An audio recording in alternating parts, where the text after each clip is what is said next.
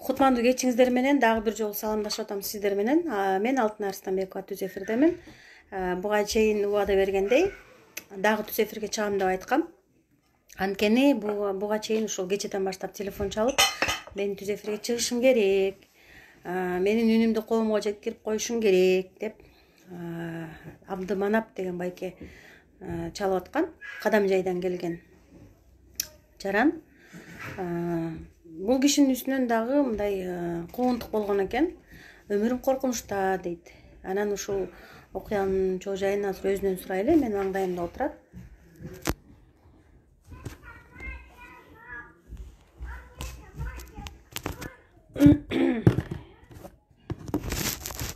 Жакыныраак отурасызбы?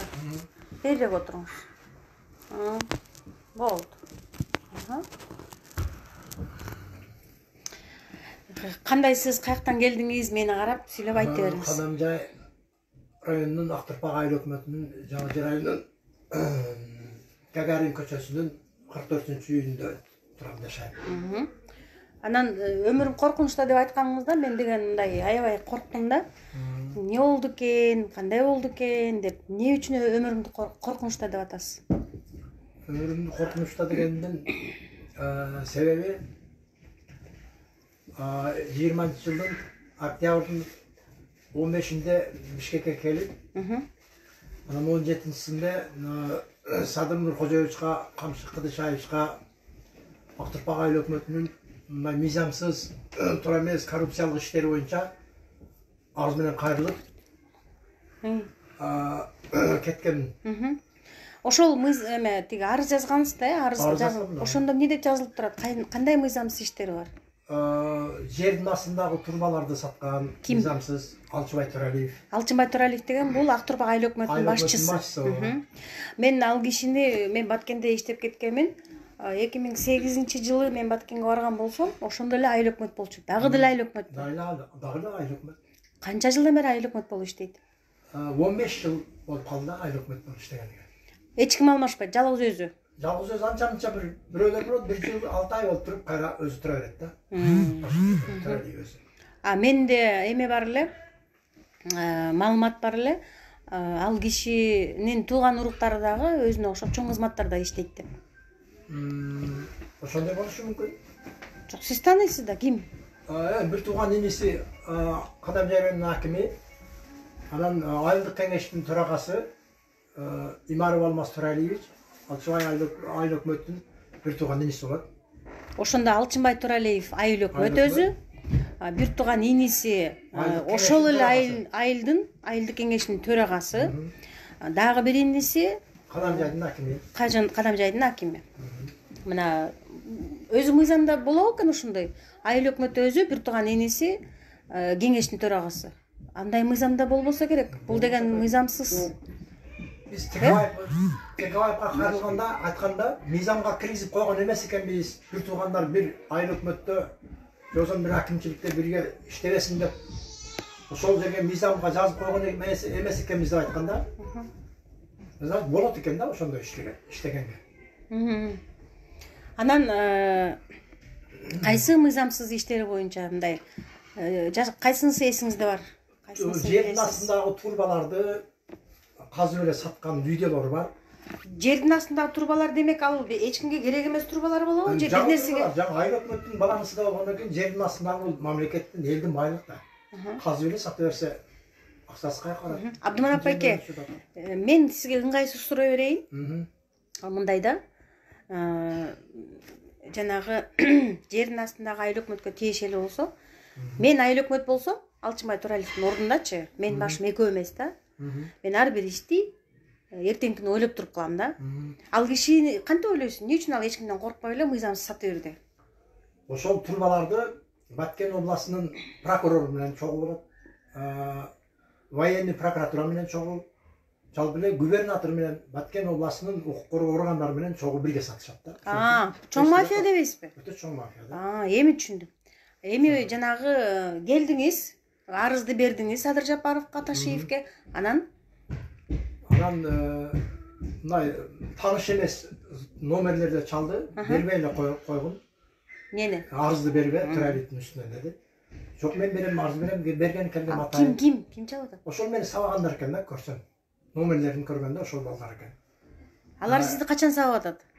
Ошо катты берип кеткенден кийин таксиге отурган Ошко. Оштон түшкөндө мени кармашкан да. Ошондо деген биринчи ушу баягы ирети менен айтпайсызбы? Абдыманап аке, эртең менен турган адам бетин жууп, чай ичип, кийинип анан жумушуна жөнөйт да. Ошентип ирети менен айтсаңыз, элге түшүнүктүү болсун үчүнчү. Сиз ошол арызды жазып, ошол эмеге Ташиевке, Жапаровго берем деп атканда, арызды бербей эле кой деп, сизге тааныш эмес адамдар чалып атат. Мага тааныш эмес адамдар. Анан ошондой болсо да мен карызды берип кеттим да, тапшырып. Тапшырып кеттим.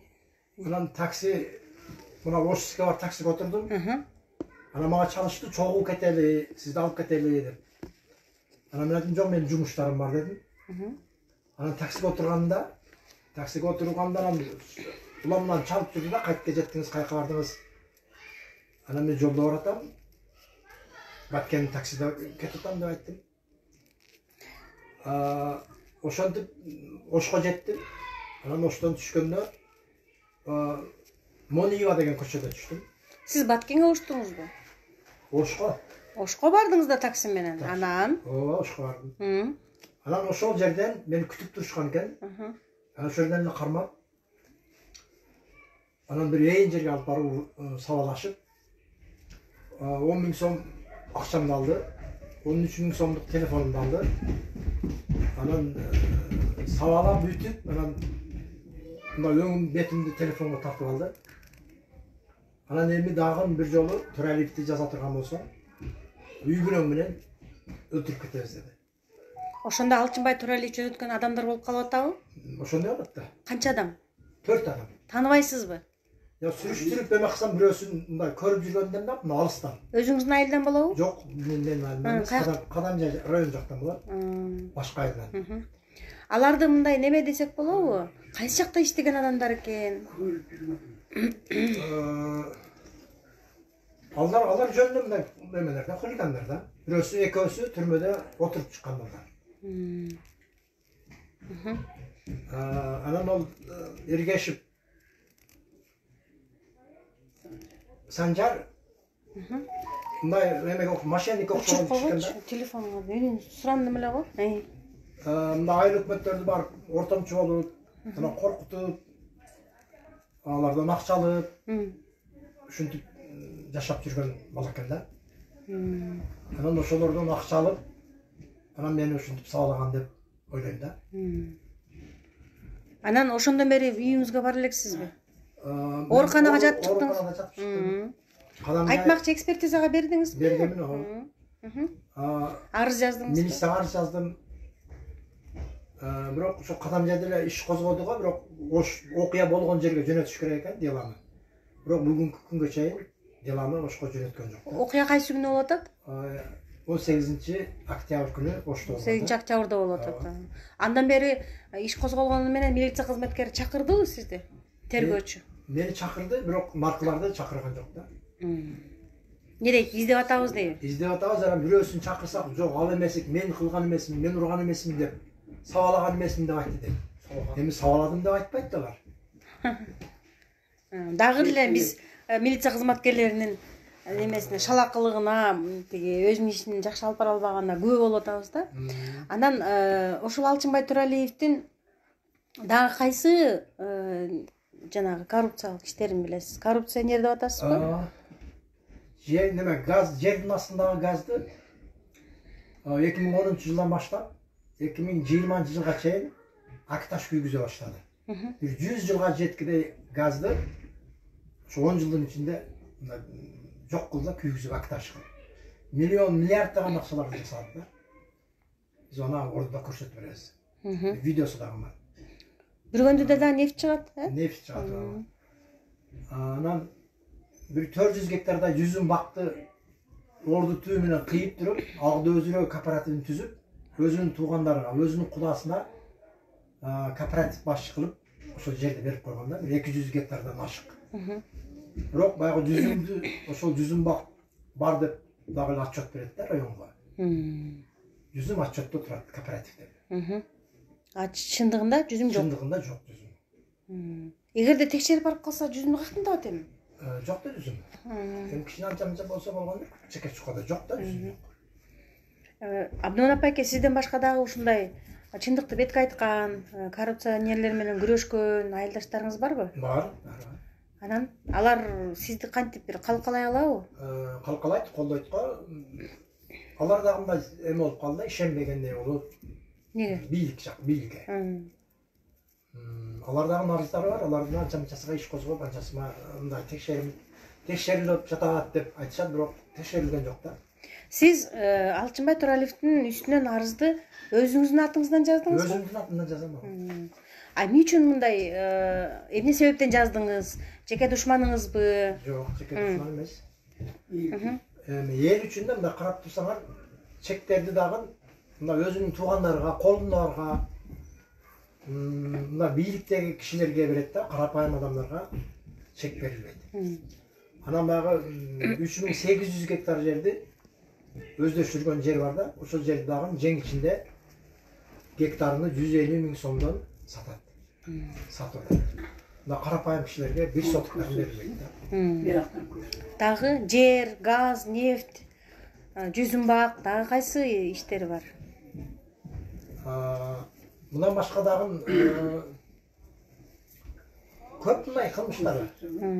Суу боюнча, сууду дагы өздөрү эме кылып алышкан, супа боюнча. Анан 2014-жылы эң мыкты деген наам алган, наам алып 3 миллион сом акча алган сыйлык.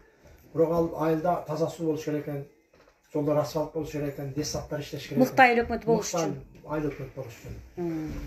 Эми мен ушул жазбасы эме деп ушул Эргешев Санжарды өлтүрүп бер деп заказ кылган экен да. Ушул баланы тез аранын ичинде кармап, шериктери менен. Шериктери 3 Санжар менен 4 баланы тез аранын ичинде кармаш керек болуп турат да. Менин өмүрүмө коркунуч келип атат. Үй бүлөңүз үчүн бала чакам дагы ар жерде түнөп жатышып атат.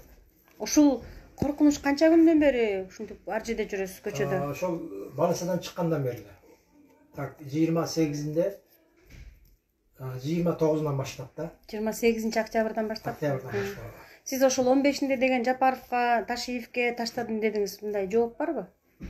Ошого иш козголгон айыл өкмөтүнүн үстүнөн. Ошол арызыңыздын негизинде. Жакшы. Анан ал иш азыр кайсы стадияда? Статьясын билбейт экенмин. Барды жазганда. Стадия кайсы деңгээлге жетип калды? Козголду, анан текшерүү жүрүп атат. Текшерүү болгондон кийин ошондой кылмыш болсо, анан тергөөгө өтөт деген. Анан тергөөдөн сотко өтөт да ошо. Текшерүү бүтө элекпи? Текшерүү бүтө. Кимдер текшерип атканын билбейсизби? Кадамчы районунун госрегистри, анан милициядан, прокуратурадан, Депреземден, ошондой өз тийиштүү кишилерден түзүлгөн комиссия. Абдыман апайке, сиз ошол деген Кадамжай райондук текшерип аткан комиссияга ишенесизби? Жок, ишенбейм аларга. Ишенбейм. Ошон үчүн жана арыз жазганда башка жактан, Бишкектен барып текшерсин деп жазышыңар керек эле. Ошентип жазганмын. Анан эмне үчүн кайра эле Кадамжай текшерип атат? Аны эми бийлик билет, аны биздин каалообуз, биздин оюбуз болбойт экен да. Мен мына баткен эмеге МВДга алып келип текшерип бердилер деген. МВДга чакырып, Туралиев менен жана Эргешев Санжарды шериктер менен алып келип бул жерде тергөөлөр деген. Бирок андай кылган жок да. Эми сиз кетпейсизби айылга? Айылга мен кетпейм да, мен ушулар кармалып, бир Санжарды кармамайынча мен кетпейм да. Ошондой кылыңыз, барбаңыз болбосо. Эме бар да. Анан сиздин айылдаштарыңыз сизди колдосо, мындай бириктүү, билимдүү, ынтымактуу болсоңуздар, мындай ушундай бир жаман нерселерди жеңсе болот эле да. Анан деген сиз жалгыз чыгып, анан башкалар унчукпай карап турган, бул деген өтө туура эмес да. Кандай деп ойлойсуз? Туура. Бирок мына азыр эле сандагы кишилер да бир 8-9 депутат каршы айыл өкмөттүн агайнелерге. Андан тышкары дагы бир 4-5 киши каршы. Канча депутат бар өзү өкмөттө? 24 киши депутат болуш керек. Ошонун 8-и каршы. Эми мынчалык иштердин бардыгын тиги эме текшерсин деп айтканыңыздан кийин неме барбы? Далилдер барбы? Далилдерибиз бар. Кагаз түрүндө? Кагаз түрүндө жооп берип сотко чейинки өндүрүүгө өткөргөн да. Жок, жанагы ошол жанагы нефть, газ, акитаж, труба, суу, жер участкалары, чектер боюнча далилдериңиздер барбы? Кагаз Далилдерибиз бар. Далилдерди мен тиркеп бердим. Камчыбек Кыдышаевичке. Анын копияларын бердиңизби же оригиналын? Копияларын бердим. Ошо оригинал өзүңөрдө туруш керек да, себеби дегенде. Генеральный прокурорго бердим. Эми мынабу арыздантырсыңар кичине болсо дагы эме кыймыл аракет башталыптыр. Анан түз эфирде суранычыңыз барбы? Жапаровдон, Ташиевден, башкы прокуратурадан, элден?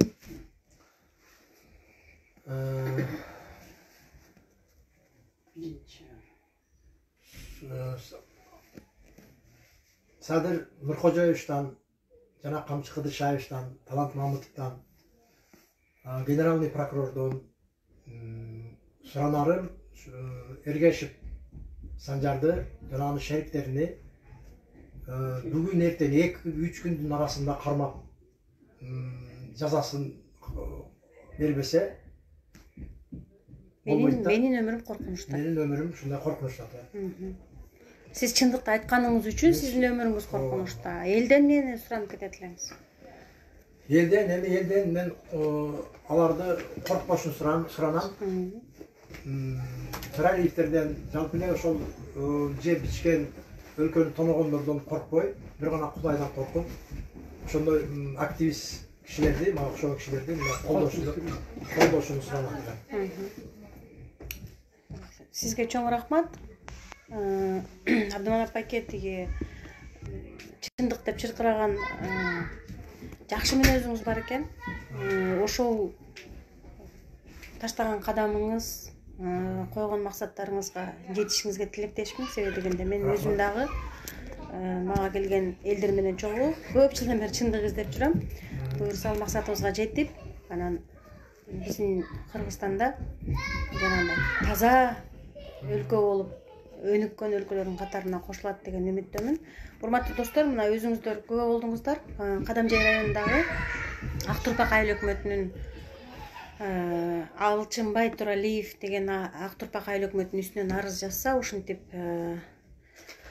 коркутуулар болуп аткан экен, кысымдар болуп аткан экен. Бул деген өтө туура эмес. Себеби дегенде жеп ичкен коррупционерлер ушинтип чындыкты айткан адамдарды ушинтип куугунтуктап, аркасынан кубалап, коркутуп жүрүшөт.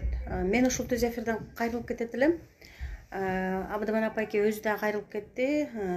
Садыр Жапаров агама, ГКНБнын жетекчиси Ташиевке, башкы прокурор Курманкул Зулушев агама кайрылып кетет элем. Сиздерден сураныч, ушул Абдыманап байкенин өмүрү чындап эле коркунучта экен. Анткени коррупционерди көрсөтүп, коррупциянын болуп атканын, жайылып жүргөнүн, жебилип атканын, ичилип атканын, элдин байлыгынын тонолуп атканын ачык айтып көрсөткөн Абдыманап байкенин өмүрү аябай коркунучта экен. Ушул боюнча тезирээк чара көрүлүш керек. Абдыманап байке болбосо болбойт. Анан кийин деген мен өзүмдүн ушул мени көрүп аткан азыр Facebook'та досторума суранам. Ушул түз эфирди бөлүшүп коюңуздар. Кадамжай районундагы Ак Турпак айыл өкмөтү Алчынбай Туралиевдин жасап аткан иштерин, мыйзамсыз аракеттерине каршы жалпы эл билиши керек. Кимдин ким экенин акты ак, караны кара дейли, болбосо болбойт. Сизге деген Абдыманап байке сабырдуулук тилейм. Анан өзүңүз айткандай Бишкектен эч жака кетпеңиз. Бала чакаңыз менен аман эсен болуңуз. Анан ушул Абдыманап байкедей чындыкты айткандан коркпогон жарандарыбыз көбөйө берсин. Чындыкта жалгыз эле мен эмес, Абдыманап байке эмес, башка баардыгыбыз айтышыбыз керек, биз ынтымактуу болушубуз керек. Анан ошол Абдыманап байкени кармап, уруп сабаган Эргешев Санжар камакка алыныш керек деп эсептейм. Мен дагы Абдыманап байке өзү айтып атат, кармап сабады деп. андан кийин ооруканага жатып чыктыңыз, мындай ден соолугуңуз жакшы элеби, мындай залал келтирбеп Жок, турбу? азыр башым ооруп атат. Орусча айтканда сотрясение болуп мозго болгон. Болгон ошондой. Эс тутумуңуз жоголуп атат. Эстим жоголду. Мана түнү уктay албай жатам да. Эми жана коррупционерлердин заказы менен чындыкты айткан жаранга кол көтөргөн ушул Эргешев Санжар деген жигит камалыш керек деп эсептейм. Анан биринчи камалсын, анан кийин деген күнөөсүн далилдеп туруп, анан кийин жаза бериш керек деп эсептейм. Сизге сабыр.